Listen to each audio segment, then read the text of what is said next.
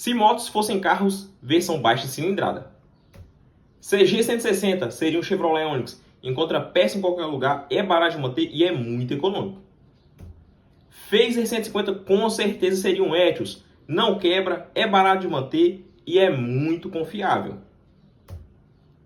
Dominar 250 seria um Peugeot 208, porque entrega mais que o concorrente, é mais barato que a maioria, porém a gente ainda não sabe a qualidade mecânica dessa moto. Twister 300 seria um Honda Civic, entrega beleza, boa potência e confiabilidade.